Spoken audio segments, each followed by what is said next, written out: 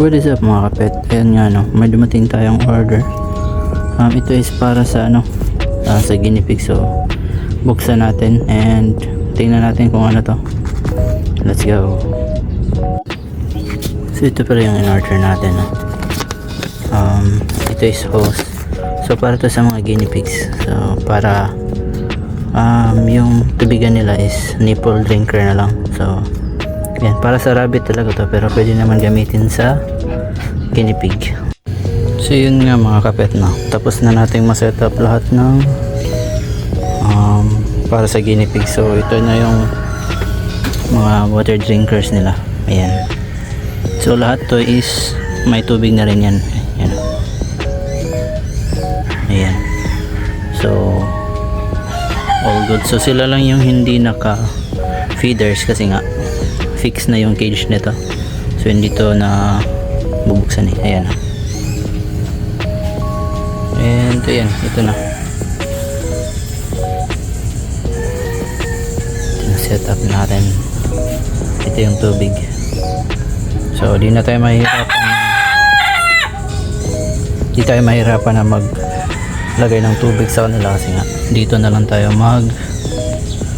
lalagay. Ayan.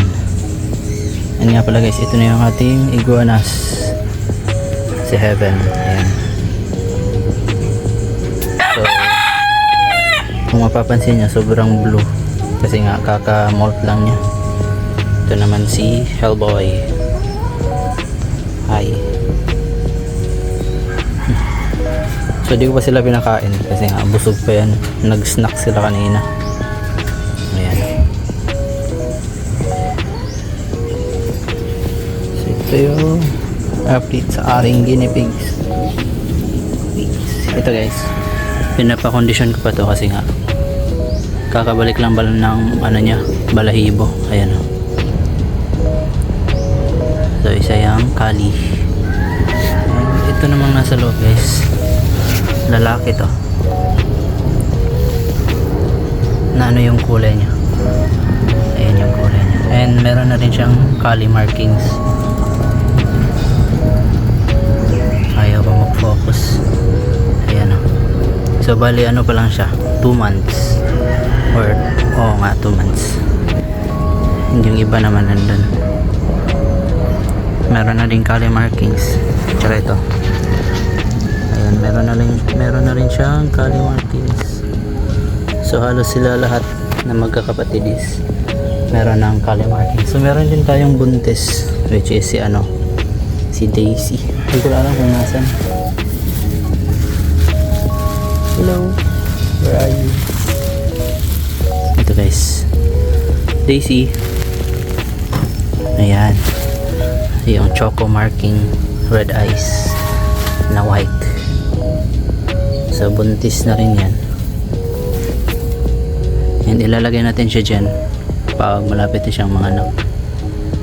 Ito naman, i-breed natin to soon pag nanganak na si Daisy.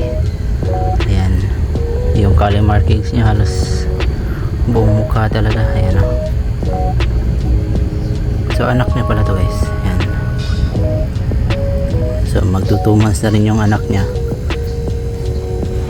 And siguro i-prepare ko siya sa cream natin. Ayan. Kasi nga gusto ko magpalabas ulit ng cream. So ayan.